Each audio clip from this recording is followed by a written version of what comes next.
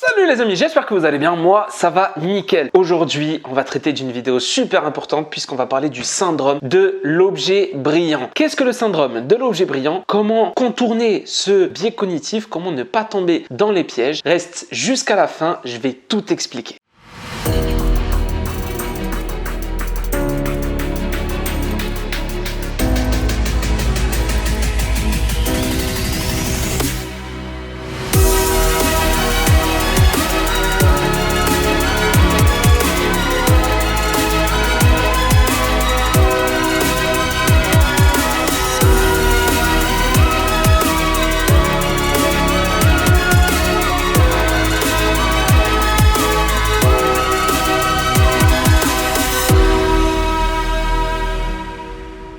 Mon ami, si c'est ta première fois sur la chaîne, sache qu'ici on parle essentiellement de business physique, business en ligne, immobilier, crypto, résumé de livres ou comme ici de mindset. Alors n'hésite pas à t'abonner, clique sur la cloche des notifications pour être au courant à chaque fois qu'une nouvelle vidéo sera disponible. On vient tous des quatre coins du monde. Alors rejoins l'équipe, rejoins la famille. L'entrepreneur est un être créatif qui aime résoudre des problèmes et combler des besoins. Et il aime tellement ça qu'il en devient fou. Il a envie de toucher à tout. Il a envie de faire tous les projets qui lui passent par la tête. Il a envie de saisir toutes les opportunités qui s'offrent à lui de peur de louper le train de l'opportunité en or. Et le syndrome de l'objet brillant, c'est exactement ça. Plus sérieusement, tu es un entrepreneur dans le digital. Tu vois qu'il y a plusieurs opportunités dans le digital comme le e-commerce, le drop service, le freelance. Ça peut être l'agence marketing digital. Ça peut être vraiment plein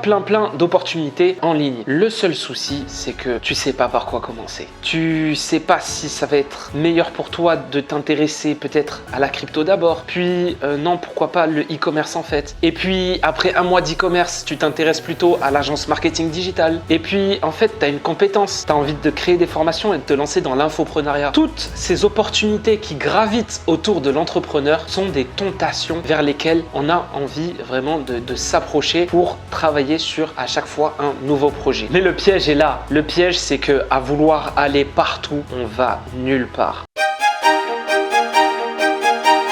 À vouloir courir après deux lièvres, on n'en attrape aucun.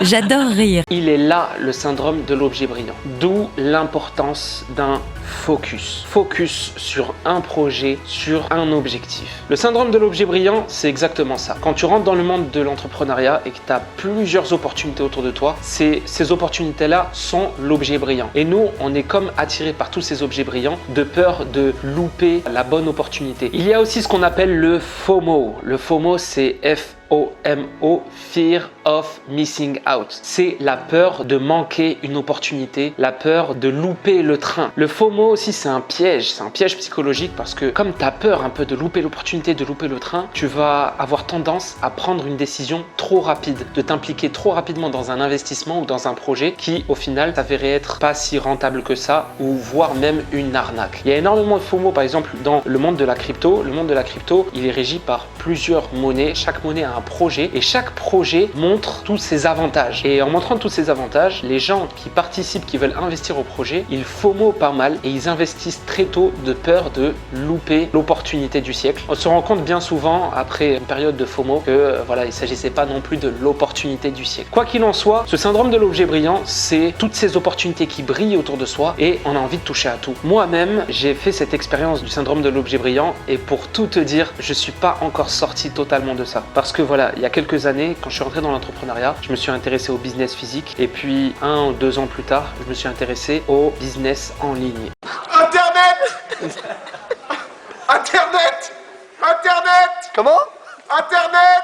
Et business en ligne, j'ai trouvé énormément d'opportunités et beaucoup trop de compétences que je n'avais pas acquises. Alors, soit je me concentrais sur une seule compétence, la première, donc c'était l'agence marketing digital, soit je me concentrais sur plusieurs compétences à la fois, mais du coup, je pouvais pas être focus 100% sur l'agence marketing digital. C'est pour ça que j'ai mis un certain temps, j'ai mis 1 an avant de me former totalement à l'agence marketing digital. Entre temps, je me formais aussi au trading en forex, je me formais aussi en parallèle pour comprendre comment fonctionne la crypto et le monde de la blockchain. blockchain. J'avais pris aussi des formations autour de l'immobilier pour voir le marché de l'immobilier, comment fonctionne le marché de l'immobilier. Et j'avais eu une expérience qui a échoué en e-commerce, tout simplement parce que je m'étais intéressé au e-commerce et plus précisément en dropshipping. C'était en 2018. Et enfin, je me suis intéressé il y a 3 ans de ça à l'infoprenariat et plus précisément dans tout ce qui est sport, nutrition. Quoi qu'il en soit, je me suis vraiment intéressé à vraiment toutes les opportunités qui pouvaient s'offrir et pour moi c'est super important d'avoir voilà un minimum de compétences sur toutes ces opportunités pour que je sache voilà de quoi je parle et que je sache de quoi les autres parlent et que je sache aussi sur quelle opportunité me concentrer. J'ai énormément de mal depuis tout petit à me focus sur un seul projet. Ah non, ça va pas être possible, ce n'est pas possible. C'est pas possible, monsieur. Non, ce n'est pas possible. C'est pas possible. Ce n'est pas possible. Non possible. Non, monsieur.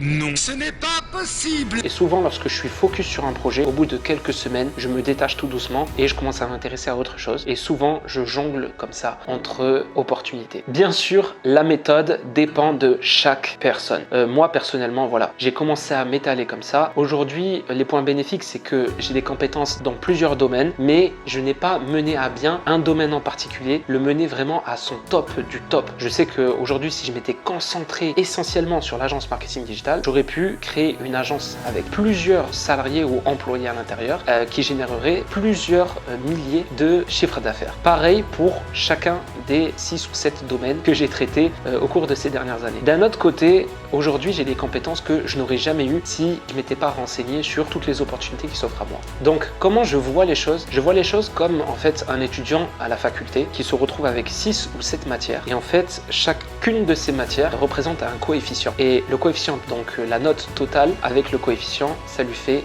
une moyenne générale et cette moyenne générale lui permet d'atteindre, donc d'avoir son diplôme. Alors, ce qui est intéressant dans mon état d'esprit, dans ma manière de penser, c'est que ça me permet de travailler sur plusieurs domaines, mais bien sûr, en faisant ça, je suis totalement conscient que je ne pourrais pas mener à bien, c'est-à-dire optimiser un seul projet à son maximum, parce que pour ça, il faudrait que je me concentre à 100% dessus. Ce qui veut dire que comme je me concentre à 20% pour chaque opportunité, je me retrouve avec des taux d'évolution, que ce soit en chiffre d'affaires ou tout simplement d'évolution dans l'entreprise même, des taux d'évolution très faibles, à 15 voire 25%. Ça évolue, mais ça évolue pas à son optimum, 80, 90, 100%. Quoi qu'il en soit, si tu es au début, je te recommande vivement de te concentrer sur une seule opportunité, un seul business, de mettre des œillères pour toutes les autres opportunités qui s'offrent à toi. Si tu es un petit peu autodidacte et multicasquette, un peu comme moi, tu peux voilà, te permettre de regarder à droite, à gauche, mais tu dois savoir que derrière, tu ne pourras pas mener à bien un projet vraiment de manière optimale. Si tu acceptes cette échéance, tant mieux. Si tu ne l'acceptes pas, à ce moment-là, concentre-toi sur un seul projet, soit focus, mène-le à bien, mène-le vraiment à son top du top et avec les bénéfices de cette réussite du top, tu pourras donc investir pour acquérir de nouvelles compétences et monter tout doucement, focus sur chaque nouvelle compétence afin, avec le temps, de générer plusieurs sources de revenus, de plusieurs opportunités différentes. En conclusion, que tu ressentes ce syndrome de l'objet brillant ou non, la conclusion, ça va être vraiment l'autodiscipline et la persévérance. Persévère, essaie de voir sur le temps. Le but, c'est pas je vais faire ça, si ça marche pas, j'abandonne tout. Non, essaie de voir sur le temps. La succession d'échecs, c'est ce qui va faire ta réussite parce que à chaque échec, tu gagnes de l'expérience et à chaque succession d'expériences, tu deviens un expert. Tu vends une expertise et ça fait de toi donc un expert et une réussite dans ton entreprise. Je possède des thunes, je suis à l'aise financièrement, je ne me plains pas, non. Les affaires marchent en ce moment. Donc le mot d'ordre ici, c'est l'autodiscipline, la persévérance, la patience. C'est très bien de s'intéresser à tout, c'est très bien de toucher à tout, mais il faut vraiment persévérer dans chacun des domaines, dans chacune des opportunités où tu as envie de travailler, où tu as envie de t'investir, où tu as envie d'entreprendre. Il y a beaucoup de travail, il y a beaucoup de temps et pour ça, il faut être persévérant et autodiscipline. Autodiscipline, ça va être vraiment le mot d'ordre parce qu'il n'y a personne à part toi qui mettra le réveil le matin pour te mettre dans un état d'esprit de je veux atteindre mes objectifs et enlève ces idées reçues dans la tête de je veux tout de suite maintenant. La patience, c'est l'effet cumulé, c'est en gravissant la montagne petit à petit qu'on arrive au sommet. Quoi qu'il en soit, j'espère que je t'ai énormément motivé sur cette vidéo. N'hésite pas à me contacter sur Instagram si tu veux qu'on discute, je réponds à tout le monde, vraiment je suis dispo. Laisse un commentaire si tu as ressenti ce syndrome là de l'objet brillant et dans quelles circonstances tu l'as ressenti. Si cette vidéo t'a plu, n'hésite pas à faire un like, ça m'aidera pour la chaîne et YouTube te proposera du contenu similaire. À tous mes artistes, à tous mes entrepreneurs, ciao.